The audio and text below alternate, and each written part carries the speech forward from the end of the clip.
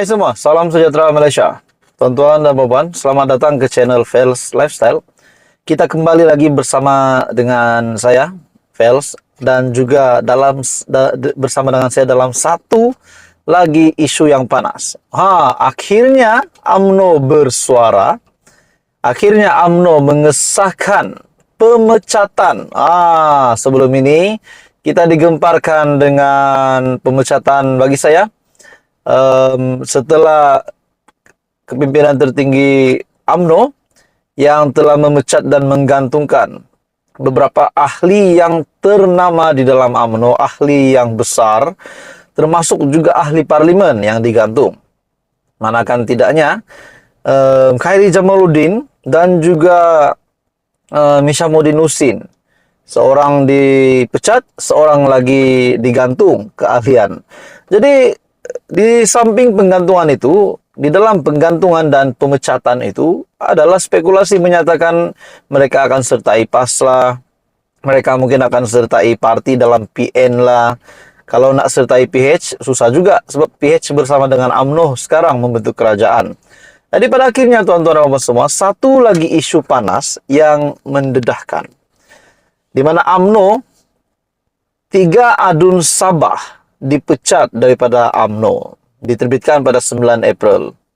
Ini pasti satu lagi situasi yang amat menggemparkan. Kota Kinabalu, 3 ahli Dewan Undangan Negeri ataupun adun Sabah telah dipecat daripada UMNO. Dan ini dinyatakan sendiri oleh Bung Mokhtar ataupun Ketua UMNO Sabah, Datuk Seri Bung Mokhtar Radin.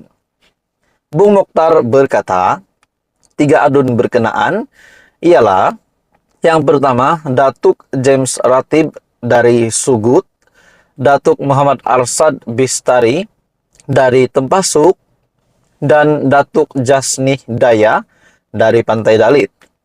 Ada 3 dikenakan tindakan pecat. Datuk James Ratib sudah diambil tindakan dipecat, Muhammad Arsad dan Jasnih juga dipecat.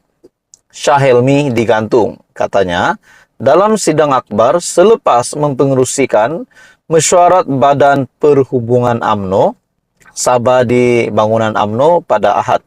Jadi saudara-saudara, tuan-tuan dan semua, setelah 3 adun Sabah ini dipecat, ini pasti menjadi satu lagi isu yang gempar kepada kepimpinan UMNO, tidak kiralah di Sabah kah, di Semenanjung kah, sebab disahkan 3 lagi pemimpin ataupun saya boleh kata bos besar, pengaruh besar UMNO di Sabah akhirnya dipecat dan disahkan oleh Datuk Seri Bung Mokhtar sebagai Ketua UMNO Sabah. Ditanya pula mengenai status adun Tanjung Batu, Datuk Andi Muhammad Suryadi Bendi pula, Bung Mokhtar memaklumkan tiada tindakan dikenakan terhadap adun berkenaan. Andy Muhammad masih berada di dalam barisan kepimpinan GRS dan dilantik sebagai pembantu Menteri Pembangunan Perindustrian dan Keusahawanan Sabah. Pada 21 Februari lepas, 4 adun termasuk James, Muhammad Arsad dan Jasnih mengumumkan keluar daripada parti dan menyertai Gagasan Rakyat. Selain itu, adun Balung Datuk Hamid Awang juga mengambil keputusan sama, yaitu keluar daripada UMNO. Di samping keputusan mereka keluar daripada UMNO, dan akhirnya Datuk Seri Bung Mokhtar sebagai Ketua UMNO Sabah sendiri mengesahkan 3 adun Sabah dipecat daripada UMNO. Jadi tuan-tuan dan puan semua, apa komen Anda? Apa komen Anda dengan apa yang berlaku di dalam UMNO Sabah hari ini yang dipimpin oleh Datuk Seri Bung Mokhtar? Teruskan bersama di dalam channel ini untuk info yang lebih baru, lebih hangat. Jangan lupa tekan butang like, share, dan subscribe. Hai semua, salam sejahtera Malaysia. Selamat datang ke channel Fels Lifestyle. Saudara-saudara, tuan-tuan dan puan-puan, satu lagi isu yang sangat panas, satu lagi isu tergempar. Bagi saya ini pasti mengejutkan seluruh PAS dan juga kepimpinan tertinggi Perikatan Nasional juga, disebabkan PAS adalah anggota di dalam PN. Di mana ini berlaku kepada Menteri Besar Kedah, tidak lain dan tidak bukan Sanusi. Dengan ini, adakah ini dengan artikel ini di mana Sanusi dakwa cuba disingkir, cuba disingkir daripada Majlis Keuangan Negara. Adakah ini bermakna reputasi Sanusi sebagai Menteri Besar Kedah akan berakhir tidak lama lagi? Ataupun ini mungkin boleh dijadikan sebagai satu situasi yang boleh menjatuhkan reputasi Menteri Besar Kedah, seperti yang saya kata. Dalam satu artikel, Sanusi dakwa cuba disingkir daripada Majelis Keuangan Negara.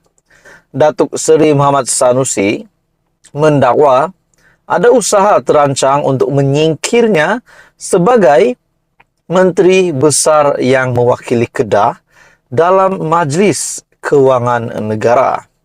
Adakah ini dengan ini pengakuan daripada Sanusi sendiri? Beliau berkata ada usaha terancang untuk menyingkirnya. Jadi tuan-tuan dan semua, ini adalah pengakuan dari Menteri Besar Kedah sendiri, Sanusi. Perkara 108 Perlembagaan Persekutuan menetapkan Majlis Keuangan Negara perlu diketuai Perdana Menteri atau mana-mana menteri dilantik, manakala setiap negeri diwakili individu diperkenan sultan atau yang dipertua negeri. Okey, baik tuan-tuan dan puan-puan, sebelum saya meneruskan isu panas ini, saya meminta jasa baik anda untuk bantu channel ini dengan menekan butang like. Anda juga boleh share video ini dan tekan butang subscribe. Dalam artikel ini, enggan mendedahkan pihak didakwa mengetuai gerakan itu. Beliau menjelaskan ada usaha menamakan Setiausaha Kerajaan Kedah, Datuk Nur Izan Khazali, sebagai penggantinya dalam Majlis Keuangan Negara. Muhammad Sanusi berkata, gerakan itu bertentangan dengan Konvensyen Majlis Keuangan Negeri yang dipengerusikan Perdana Menteri, diurus selia Menteri Keuangan dan dianggotai jemaah menteri serta wakil negeri dalam kalangan menteri besar atau ketua menteri sebelum ini. Saya bercakap sebelum benda ini berlaku dan saya tak boleh biarkan perkara seperti ini berlaku. Kalau orang minta bukti memanglah tiada, sebab gerakan ini belum menjadi realiti. Jadi adakah dengan apa yang dinyatakan oleh Sanusi sebagai Menteri Besar Kedah, beliau telah membuat pengakuan mungkin ada gerakan yang mahu menyingkirkan beliau, terutamanya semasa Majlis Keuangan ini. Mereka akan kata cakap, tak ada bukti. Nak bagi bukti, macam mana kalau benda belum jadi? Tetapi saya akan pastikan gerakan ini tak akan berlaku menurut Sanusi. Terdahulu ketika berucap pada majlis itu, Muhammad Sanusi mendakwa gerakan terbabit berlaku akibat kelantangannya mengkritik kerajaan persekutuan selain wujud usaha melobi Sultan Kedah, Sultan Salehuddin Badlisha bagi tujuan demikian. Sampai ke situ depa sanggup buat bangsa yang melakukan diskriminasi, parti berpakat menganatirikan orang lain, dijatuhkan selepas puluhan tahun berkuasa. BN akhirnya tumbang selepas mereka mendiskriminasikan Kelantan. BN tumbang selepas 50 tahun atas sikap diskriminasi akibat maklumat yang lewat. Tetapi ketika ini tindakan Perdana Menteri akan segera diketahui rakyat baling dalam waktu singkat walaupun beliau berada di China.